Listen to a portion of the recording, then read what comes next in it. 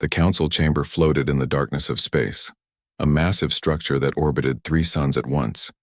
Inside, 12 alien species gathered around a circular platform. Each representative sat in chairs designed for their unique bodies. Some had tentacles, others had scales, and a few glowed with strange colors that hurt human eyes to look at directly. Ambassador Hyun-Woo Kim stood alone in the center. He was the only human in the room. At 63 years old, his hair had gone completely gray, but his eyes remained sharp. He wore a simple black suit, the official uniform of Earth's diplomatic corps. Around him, the aliens whispered to each other in languages that sounded like grinding metal, chirping birds, and rushing water. The Arbiter called the session to order. His name was Velroth, and he looked like a giant mantis covered in purple armor. His species had ruled the council for over 300 years. When he spoke, his voice came through a translator that made it sound cold and mechanical. "We gathered today to discuss the human problem," Velroth announced. "For 50 years we have watched Earth. For 50 years we have allowed them to exist freely in the galaxy. That time has ended." A holographic display appeared above the platform. It showed Earth spinning slowly in the darkness. Then it showed images of human ships, human colonies on Mars and the moons of Jupiter, and thousands of structures floating in the asteroid belt. "Look at their expansion," said a reptilian delegate named Cross. His species controlled mining operations across 17 star systems. "In 50 years, they have spread across their entire solar system. It took my people 2 centuries to do the same. They breed too quickly," added another voice. This one belonged to a floating jellyfish creature that lived in a tank of purple liquid. 18 billion of them on one planet. Their population doubles every 40 years. In 200 years, they will outnumber all of us combined. Hyun-Woo listened without expression. He had expected this. He had been preparing for this moment since the day Earth made first contact with the galaxy. Velroth continued. "But the most concerning issue is their technology. Humans developed void jump drives in 30 years. It took the rest of us between 2 and 5 centuries. They learn too fast. They adapt too quickly. And now our sensors have detected massive energy signatures in their outer solar system." The holographic display changed to show the Kuiper Belt, the region of ice and rock beyond Neptune. Highlighted in red were hundreds of energy sources. "These readings suggest military installations," Velroth said. "Weapons platforms. Defense stations. The humans are building an army, and they are doing it in secret." Murmurs filled the chamber. Some delegates sounded afraid. Others sounded angry. "The council has made a decision," Velroth declared. "Humanity must be pacified before they become a threat to galactic peace. We propose technological restrictions, population controls, and council oversight of all human activities. Earth will become a protectorate under our guidance, and if they refuse?" asked Cross. "Then we will enforce peace through military action," Velroth said simply. "A preemptive strike to neutralize their capabilities." For the first time, Hyun-Woo spoke. His voice was calm and steady. "May I address the council?" "You may," Velroth allowed. Hyun-Woo stepped forward. "You speak of peace, but you threaten war. You speak of guidance, but you offer subjugation. I have served as Earth's ambassador for 15 years. In that time, I have learned much about the galaxy and how it operates." He looked around the chamber, making eye contact with each delegate. "I have seen how you treat younger species. The Kordani were forced to give up their shipbuilding industry. The Yaltine must pay tribute for the right to mine their own asteroids. The Brecken were not allowed to have a military until they proved their loyalty through 3 generations of service. We bring stability," Velroth interrupted. "We prevent chaos. You create an empire and call it order," Hyun-Woo replied. "But that is not why I speak today. I ask the council for 72 hours to return to Earth and deliver your ultimatum to our government. Let them make their choice with full knowledge of the consequences." The delegates discussed this among themselves. Finally, Velroth nodded. "Very well. You have 72 hours. Return to Earth. Convince your leaders to accept our terms. If they refuse, our fleet will enter your solar system and enforce compliance." "How large a fleet?" Hyun-Woo asked.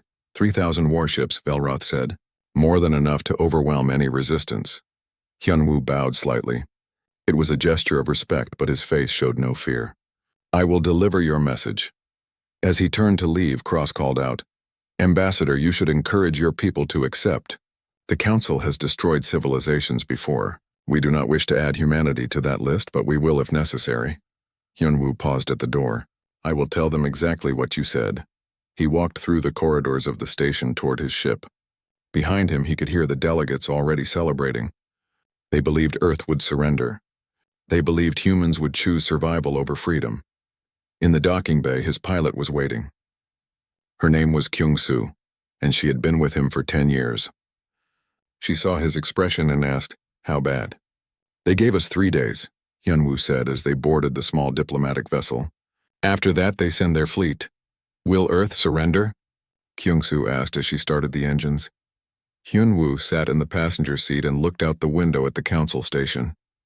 "No," he said quietly. "Earth will never surrender. We have been preparing for this since the beginning." "Then there will be war," Kyung-soo said. "Yes," Hyunwoo agreed, "but not the kind they expect." As their ship jumped into void space heading back toward Earth, Hyunwoo sent an encrypted message ahead. It was only 3 words long, but everyone in Earth's government would understand what it meant. They chose war. Somewhere in the Kuiper Belt, hidden among the ice and darkness, Admiral Taeyang Park received the message aboard his flagship. He had been waiting for this moment for 5 years, ever since he took command of the Seoul Defense Initiative. Around him, his crew worked quietly at their stations, monitoring thousands of weapon platforms that the council believed were simple mining operations. Taeyang read the message and smiled. It was not a happy smile. It was the smile of a predator who had been patient for far too long. "All stations," he said calmly into his communication system. "Begin final preparations. Authorization code Omega-7. We go to full combat readiness in 72 hours. Across the Kuiper Belt, hidden weapons came online one by one. The galaxy was about to learn an important lesson about humanity. Some warnings should be taken seriously. The diplomatic shuttle descended through Earth's atmosphere, cutting through clouds above the Korean peninsula. Below, Seoul Spaceport spread across what used to be 3 separate cities. It was the largest spaceport on Earth, with hundreds of ships landing and taking off every hour. Hyunwoo watched through the window as they approached. 50 years ago, this had all been separate nations with separate governments. Now it was united Earth, one planet with one voice. The aliens never understood how humans had managed to unite so quickly. They thought it was because of fear. They were partly right. The shuttle landed on a private pad reserved for government officials. A security team was waiting, along with a black vehicle that would take Hyunwoo directly to the underground command center. No one spoke during the ride. Everyone already knew why he had returned early. The command center was located 300 meters below the city. It had been built during the first year after contact with the galaxy, when Earth's leaders realized what kind of civilization they had joined. The center could survive a direct nuclear strike and could operate independently for years if necessary. President Ji-won Choi was waiting in the main conference room. She was 47 years old and had been a physicist before entering politics. She specialized in quantum mechanics and had helped develop Earth's first void jump drive. When Hyunwoo entered, she was studying holographic displays showing the positions of every human ship and station in the solar system. "How long?" she asked without looking up. 72 hours, Hyunwoo replied. "Then they send 3,000 ships." Ji-won finally turned to face him. "Terms: complete submission, technology restrictions, population controls, council oversight of all human activities. They call it a protectorate. I call it slavery." Other officials began entering the room. General Woo Jin-lee arrived first. He commanded all of Earth's military forces, though officially Earth claimed to have only a small defense fleet. He was a large man with a scarred face, the result of an accident during his time as a test pilot. Dr. Haiwan Kang came next. She was the director of Advanced Weapons Research, a division that officially did not exist. She was thin and moved with nervous energy, always thinking 3 steps ahead. Several other department heads filled the remaining seats. When everyone was present, Ji-won locked the room. The walls turned opaque and jamming fields activated to prevent any surveillance. "The council has issued their ultimatum," Ji-won announced. "We have 3 days to surrender or face invasion. I am ordering the activation of Protocol Terminus. General Lee, status report." Woo Jin stood and activated a new holographic display. It showed the solar system, but this version had thousands of red dots that did not appear on any public map. "Project Terminus has been operational for 18 months, he said. We have 4,317 autonomous weapon platforms distributed throughout the system. The majority are in the Kuiper Belt, disguised as mining stations and research outposts. The Council's sensors detected some of them, but they think there are only a few hundred. He zoomed in on different regions. Each platform has multiple weapon types: railguns for kinetic strikes, particle beams, missile batteries, and the special weapons that Dr. Kang developed. Hei-Wan stood up to explain. We have 3 weapon types that the Council has never encountered. First, quantum disruptors. They cause molecular destabilization at the quantum level. A ship hit by one simply falls apart at the atomic level. She changed the display to show a second weapon type: relativistic kill vehicles. Simple tungsten rods accelerated to 90% light speed. Council shields are designed for energy weapons. They cannot stop kinetic projectiles moving that fast. And the third? Ji-Wan asked, though she already knew the answer. Causality mines, Hei-Wan said quietly. They create localized temporal anomalies. A ship that triggers one experiences time differently than the rest of the universe. They might age 1,000 years in seconds, or they might loop through the same moment forever. We have tested them on asteroids. The results were disturbing. Silence filled the room. Even the people who knew about these weapons felt uncomfortable discussing them. Hyun-Woo spoke up. These weapons, they are designed to terrify, not just destroy. Yes, Ji-Wan confirmed. We want the galaxy to fear Earth, not hate us. Fear creates respect. Hatred creates endless war. General Wu Jin continued his briefing. Beyond the fixed platforms, every human ship has hidden military capabilities. Civilian transports have concealed weapons and armor. Mining vessels can deploy combat drones. Even our smallest shuttles have emergency weapon systems. He pulled up population statistics. Of our 18 billion citizens, 2 billion have military training. They work normal jobs, but they can be activated in hours if needed. Every colony, every station, every settlement has defensive capabilities. The Council thinks we are primitive, Hei-Wan added. They think we advance too quickly, and that makes us dangerous. They are right, but not in the way they believe. We advanced quickly because we had to. From the moment we made contact, we understood the galaxy operates on predator hierarchies. The strong rule the weak. We decided immediately that we would never be weak. Ji-Wan walked around the table looking at each person. For 50 years we have smiled at the Council. We have played the role of the eager students, learning from our wise elders, all while building the largest military force in human history. She stopped at the window that showed a fake view of the surface. I do not want war. War will cost millions of lives, perhaps billions. But I will not surrender human freedom. I will not let Earth become another subjugated world bowing to alien masters.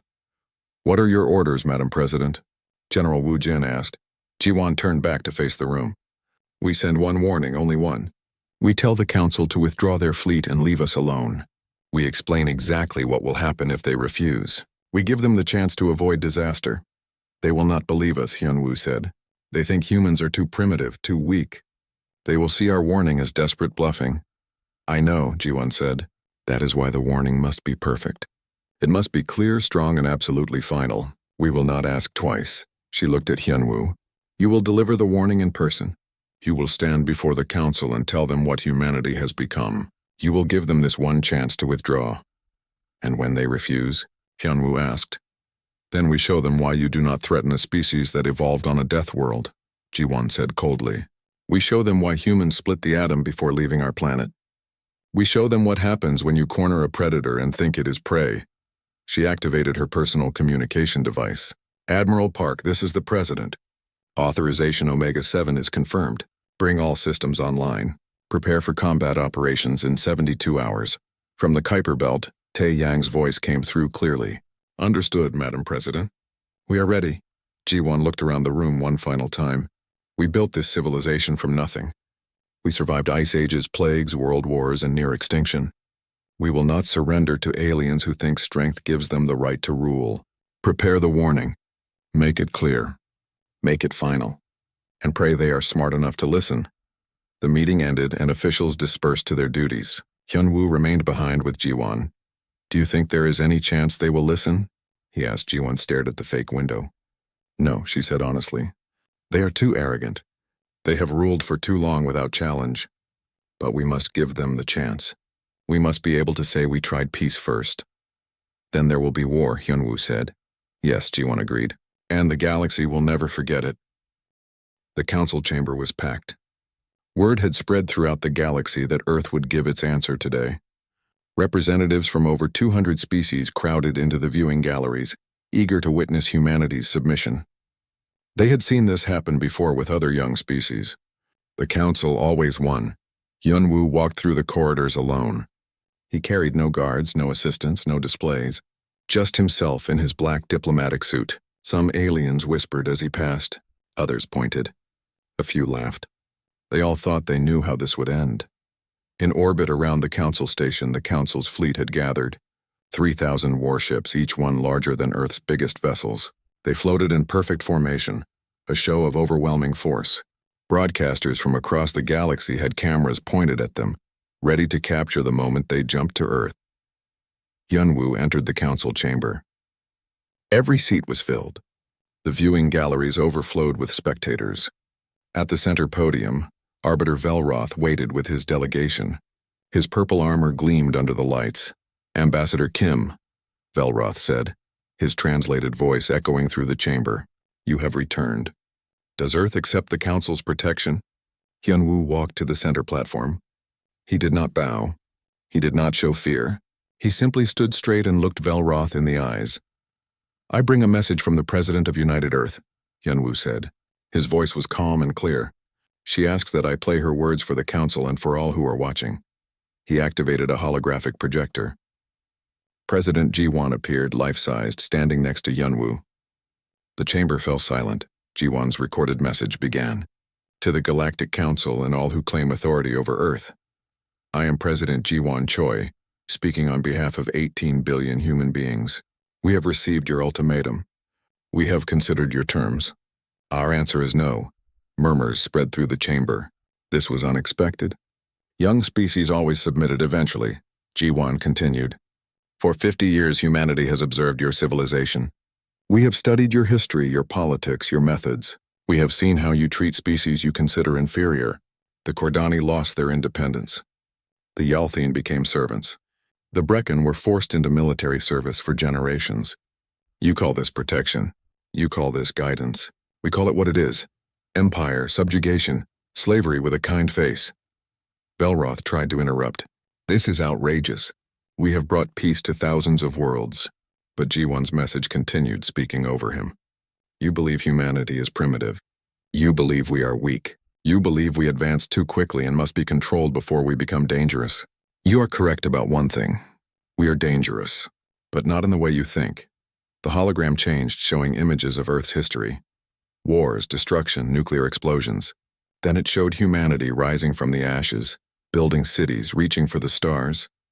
"Humanity comes from a death world," Ji-won said. "Earth has tried to kill us in every way possible.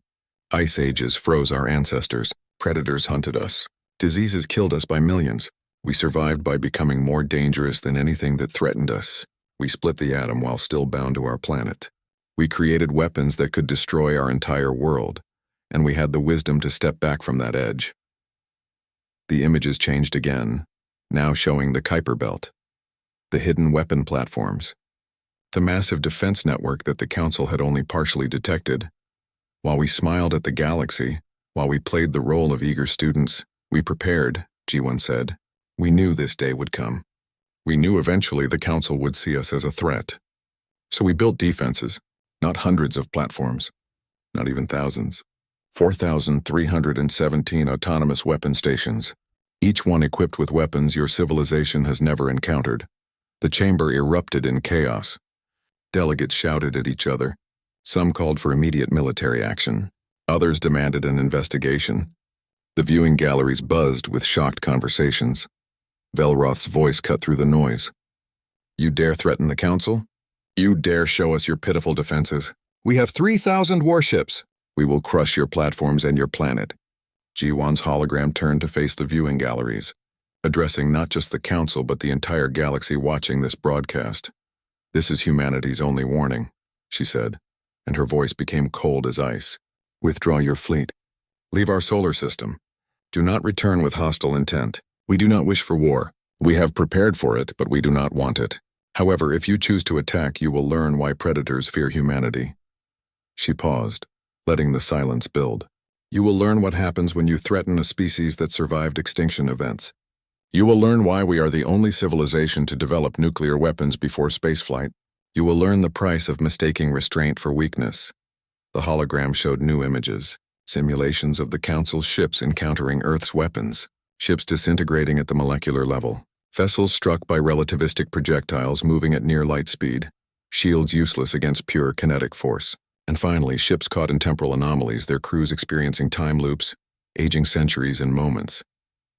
These weapons exist, Jiwan said quietly. They are online. They are waiting. Admiral Taeyang Park commands our defense fleet from the Kuiper Belt. He has orders to activate our systems if your fleet crosses into human space with hostile intent. She looked directly into the camera, as if she could see through it to every being watching across the galaxy. We are giving you this warning once. Only once. We will not negotiate. We will not compromise. We will not be subjugated. Choose peace and humanity will be your neighbor. Choose war and humanity will be your nightmare. The hologram changed one final time, showing Earth from space, blue and beautiful, peaceful. Then the image pulled back, showing the thousands of hidden weapons surrounding the planet, throughout the asteroid belt in the Kuiper Belt, an invisible wall of destruction. You have 72 hours to withdraw your fleet, Jiwan said. After that, any ship entering our solar system will be considered hostile. We will fire without warning. We will show no mercy. And we will never surrender. The message ended. The hologram disappeared. Yunwu stood alone in the center of the chamber, surrounded by thousands of shocked aliens. Velroth rose from his seat. His body shook with rage. You primitive savages. You think your weapons frighten us? You think your threats mean anything? We have pacified hundreds of worlds. We will add Earth to that list. Yunwu finally spoke, his voice calm and steady. You were warned, Arbiter. What happens next is your choice. Cross, the reptilian delegate, slammed his clawed hand on his desk. Send the fleet immediately. Destroy their weapons. Show them the price of defiance. Other delegates joined in, calling for immediate action. The chamber descended into chaos. The viewing galleries buzzed with excited and fearful conversations. This was unprecedented. No young species had ever threatened the Council before. Yunwu turned and walked toward the exit. As he reached the door, Velroth's voice rang out. Where are you going, Ambassador? Yunwu paused and looked back. Home, to be with my people when your fleet arrives. We will defend our world together. You will die together, Velroth said coldly. Perhaps. Yunwu agreed. But we will die free. Can your subjugated species say the same? He left the chamber. Behind him, Velroth was already issuing orders. All ships proceed to Earth immediately. Weapons free. Destroy the human defenses. Show the galaxy what happens to those who defy the Council. The 3,000 warships began moving, their engines lighting up the darkness. Broadcasters across the galaxy transmitted live feeds. Everyone watched. Everyone waited to see if the primitive humans had been bluffing. On his shuttle heading back to Earth, Hyunwoo sent a single encrypted message to Admiral Park. 2 words. They come. In the Kuiper Belt, Taeyang received the message. He had known it would come to this. Humanity had given peace a chance. The Council had rejected it. All stations, full combat readiness, he ordered. Power up all systems. Arm all weapons. Target profiles uploading now. Fire on my command. Around him, his crew worked with calm efficiency. They had trained for this. They had prepared for years. Now the moment had arrived. Admiral, his tactical officer said, enemy fleet has jumped. They will arrive at the Kuiper Belt boundary in 10 minutes. Good, Taeyang said quietly. Let them come. Let them see what happens when you threaten Earth. He looked out the viewing window at the darkness of space. Out there, hidden among ice and rock, thousands of weapons waited, each one capable of destroying ships that thought themselves invincible. The galaxy was about to learn an important lesson. Some warnings should be taken seriously, especially when given by humans. The Council fleet emerged from void space at the edge of the Kuiper Belt. 3,000 warships, each one a masterpiece of alien engineering. The smallest vessels were 500 meters long. The largest carriers stretched over 3 kilometers. They had shields that could withstand nuclear explosions.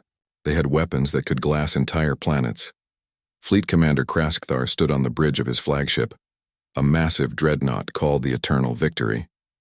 He was a reptilian warrior from a species that had conquered 12 star systems before joining the Council. His scales were dark red, almost black, and scars covered his face from countless battles. "Status report," he ordered. His tactical officer, a four-armed insectoid, checked her displays. "All ships have arrived successfully. We are at the outer boundary of the human system. Sensors detect multiple structures throughout the region, but most appear to be mining operations and research stations." Kraskthar smiled, showing rows of sharp teeth. "The humans think their toys will frighten us. Bring us forward. Maximum speed. I want to reach Earth within the hour." The fleet began moving, 3,000 ships in perfect formation. Their shields glowed with blue energy. Their weapons charged, ready to fire. Cameras from across the galaxy watched, streaming everything live. This would be remembered as the day the Council crushed human defiance. Aboard the flagship Soul's Fury, Admiral Tae-Yang Park watched the enemy fleet advance. His ship floated in the Kuiper Belt, cloaked and invisible to enemy sensors. Around him, his command crew worked silently. They were all veterans, people who had trained for this moment for years. "Enemy fleet advancing," his tactical officer reported. "Speed increasing. They will reach weapon platform Alpha 1 in 4 minutes. "Weapon status?" Tae-Yang asked calmly. "All platforms online. Quantum disruptors at full charge. Railguns loaded. RKVs ready for launch. Causality mines activated." Tae-Yang nodded. He thought about his family back on Earth. His wife, his 2 children, his aging parents. They were all watching, waiting to see if their defenses would hold. He would not let them down. "Open a channel to the enemy flagship," he ordered. His communications officer worked for a moment, then nodded. "Channel open, sir." Tae-Yang activated the broadcast. "Council fleet, this is Admiral Tae-Yang Park of Earth Defense. You are entering human space with hostile intent. This is your final warning. Turn back now. Do not force us to defend ourselves." On the eternal victory, Kraskthar laughed when he heard the message. The humans send one admiral with one ship to threaten us? Their arrogance matches their stupidity. He opened his own channel. "Human Admiral, you have exactly 1 minute to stand down and surrender your fleet. After that, we will destroy every platform, every ship, every station in this system. Then we will proceed to Earth and impose order. Refuse and billions will die." Tae-Yang's voice came back, still calm. "You were warned, Commander. You chose not to listen. May your gods forgive you, because we will not." The channel closed. Kraskthar gestured dismissively. "Continue advance. Prepare to engage enemy platforms." The fleet crossed deeper into the Kuiper Belt. Ice chunks and small rocks floated past their hulls. Long-range sensors detected the structures the Council had identified as weapon platforms. There were perhaps 100 visible targets. Kraskthar prepared to order their destruction. Then hell erupted. The first volley came from everywhere at once. What Kraskthar thought were ice chunks exploded outward, revealing hidden railguns. What appeared to be rocks transformed into missile batteries. Mining stations suddenly bristled with weapons. But the worst were the relativistic kill vehicles. Simple tungsten rods, each one 3 meters long and half a meter wide, accelerated to 90% of light speed. The Council's shields, designed to deflect energy weapons and conventional projectiles, were useless against something moving that fast. The first RKV struck a destroyer near the front of the formation. The impact released energy equivalent to several nuclear weapons. The destroyer simply ceased to exist, vaporized in a fraction of a second. The explosion spread outward, damaging nearby ships. Then more RKVs struck. And more and more. Within 30 seconds, the Council's forward line was in chaos. Ships exploded. Shields collapsed. Hulls shattered like glass. "Evasive maneuvers," Kraskthar roared. "Return fire! Find those weapon platforms!" But there was nowhere to evade to. The humans had planned this perfectly. The Kuiper Belt was a 3-dimensional battlefield, and humans had weapons positioned at every angle. Council ships trying to dodge RKVs flew straight into missile fire. Ships attempting to fire back at visible platforms were hit by railgun rounds from hidden positions. Then the quantum disruptors activated. These weapons did not explode. They did not burn. They simply touched a ship and caused its molecular bonds to fail. Council vessels hit by disruptors came apart like sandcastles in the wind, breaking into millions of pieces as their atoms lost cohesion. A cruiser to Kraskthar's left was hit by a disruptor beam. He watched in horror as the ship turned gray, then crumbled into dust. 50,000 crew members died without ever knowing what killed them. What kind of weapon is that? His tactical officer screamed. Focus on survival, Kraskthar ordered. All ships maximum shields. Point defense systems to full power. But the worst was yet to come. 3 carriers at the rear of the formation hit causality mines. These mines did not destroy ships. They did something worse. The first carrier suddenly began aging. Its hull corroded in seconds. Its crew died of old age at their posts, centuries passing for them while only moments passed for everyone else. The ship became a derelict full of skeletons in less than a minute. The second carrier entered a time loop. It exploded, then reformed, then exploded again. The same explosion repeated over and over, trapped in a temporal anomaly. The crew died and came back and died again, experiencing their deaths infinitely. The third carrier simply froze in time. It stopped moving, stopped responding. To everyone else, it became a statue hanging in space. Inside, the crew experienced the same second forever, trapped in a temporal prison. Throughout the fleet, panic spread. This was not war as the Council understood it. This was slaughter. The humans had weapons that violated every understanding of physics. Weapons that seemed designed not just to kill but to horrify. All ships retreat, Kraskthar finally ordered. Full reverse. Get us out of this killing field. The fleet tried to turn around, but the humans had anticipated this. More RKVs slammed into ships trying to flee. More quantum disruptors reached out from hidden platforms. The retreat became a rout. Admiral Te Yang watched from his cloaked ship as the Council fleet destroyed itself trying to escape. He felt no joy in this. War was not something to celebrate. But he felt satisfaction that Earth's defenses had worked perfectly. Casualty report, he asked. His tactical officer checked the data streaming in from thousands of sensors. Enemy fleet has lost 847 ships confirmed destroyed. Another 300 heavily damaged. They are retreating in disorder. Our losses: 17 weapon platforms destroyed, 23 damaged. No manned ships lost. No human casualties, Taeyang nodded. The battle had lasted less than 10 minutes. In that time, Earth's defenses had destroyed nearly a third of the Council's fleet, without losing a single person. The galaxy would not forget this. Open a channel. Broadcast to all Council ships and to every camera watching. His communications officer complied. Channel open, sir. Taeyang stood and faced the camera. His uniform was clean. His expression was calm. He looked like someone delivering a weather report, not someone who had just won a major battle. Council fleet, this is Admiral Park. You were warned. You chose to ignore that warning. What you experienced today was Earth's restraint, not its full capability. We could have annihilated your entire fleet. We chose to let you retreat. We chose to show mercy. He paused, letting his words sink in. Return to your worlds. Tell your leaders what happened here. Tell them that Earth does not seek conquest. We want only to be left alone. But if you return with hostile intent, if you send another fleet to threaten our people, we will show you what our weapons can truly do. And next time, there will be no survivors. He gestured to cut the transmission. The camera feeds from across the galaxy had captured everything. The galaxy had watched the mighty Council fleet broken and scattered by a species they considered primitive. On the bridge of the Eternal Victory, Kraskthar slumped in his command chair. His ship was damaged but still functional. Around him, his crew worked frantically to keep systems online. His fleet was in ruins. How many ships did we lose? He asked quietly. 847 confirmed destroyed, his tactical officer reported. Her voice shook. Another 300 too damaged to fight. Commander, we lost a third of the fleet in less than 10 minutes. Kraskthar closed his eyes. He had fought in 20 major battles during his career. He had won them all.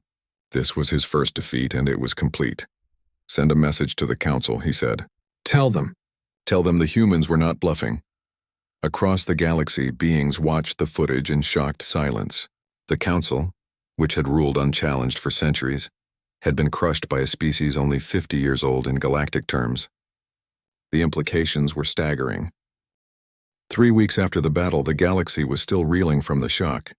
Every news network broadcast the footage constantly. Every species debated what it meant. The Council, which had maintained peace through overwhelming force for 300 years, had been humiliated by a species they considered primitive. The Council chamber held emergency sessions every day.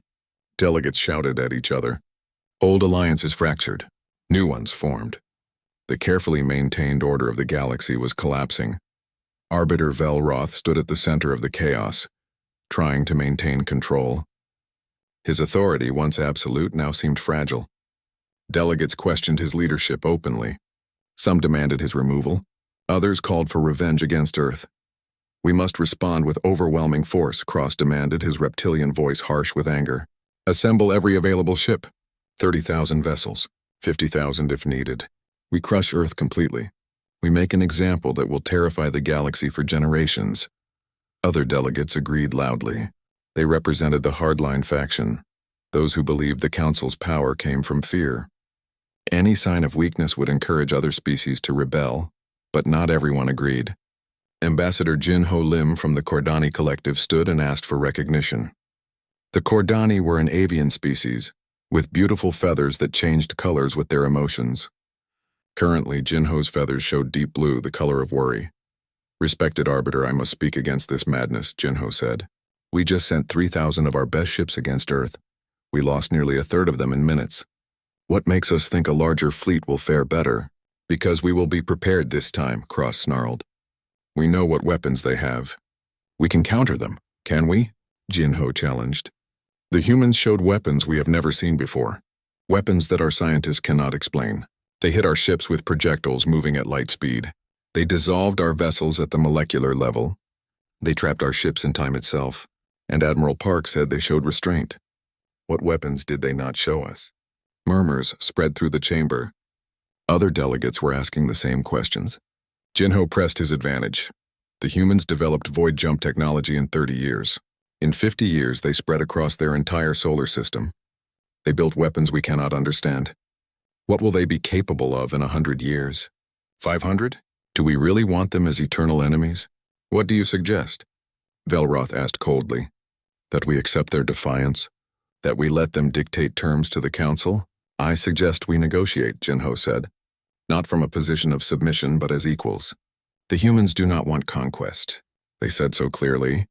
They want independence. Perhaps we can give them that in exchange for peace." The chamber erupted again. Hardliners shouted that the Council never negotiated with inferiors.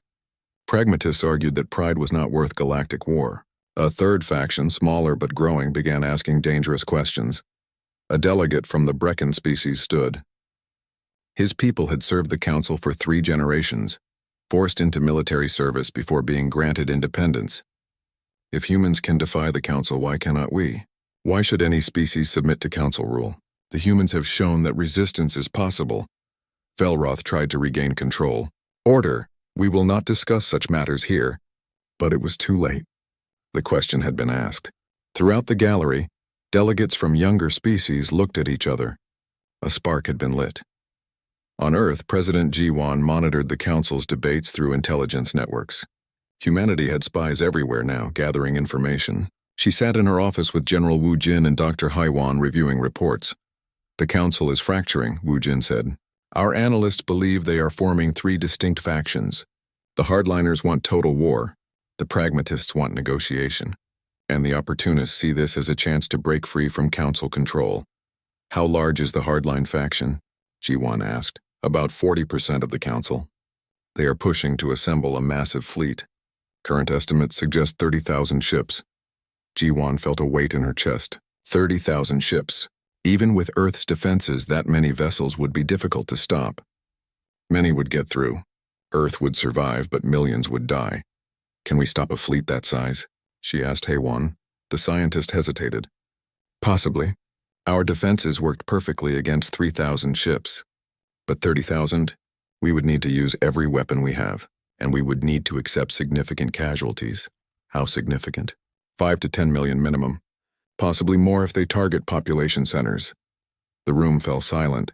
5 to 10 million dead, and that assumed Earth won. If the defenses failed, billions could die. "What about Project Exodus?" Ji-Wan asked. "Completed 2 weeks ago," Haiwan reported. "We have 50 colony ships ready. Each one can carry 100,000 people plus genetic samples and cultural archives. If Earth falls, humanity survives." Ji-Wan nodded slowly. It was good to have a backup plan, but she did not want to use it.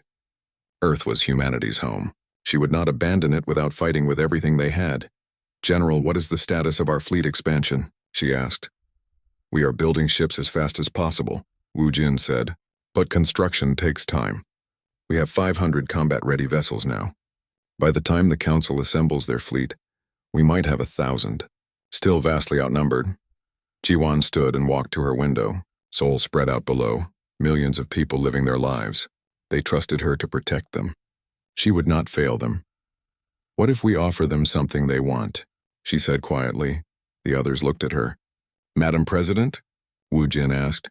The Council fears our weapons, but what they really fear is that other species will copy our weapons. What if we offer to share some of our defensive technology with the Council in exchange for peace? Share our weapons? Hei-Wan sounded shocked. That would eliminate our advantage. Not our weapons, Ji-Wan clarified. Our defensive technology. Shield improvements. Better armor. Detection systems. Things that make them stronger without threatening us. In exchange for what? Wu Jin asked. Earth's complete independence. Recognition as an equal member of the galactic community. And one more thing. Ji-Wan turned to face them. The Council must release all species under protective agreements.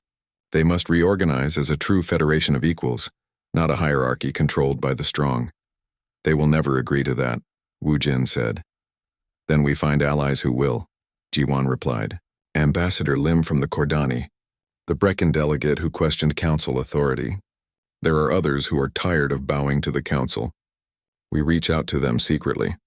We offer them support. We help them organize. She walked back to her desk and activated a secure communication system. We cannot win a war against 30,000 ships alone. But we do not have to fight alone.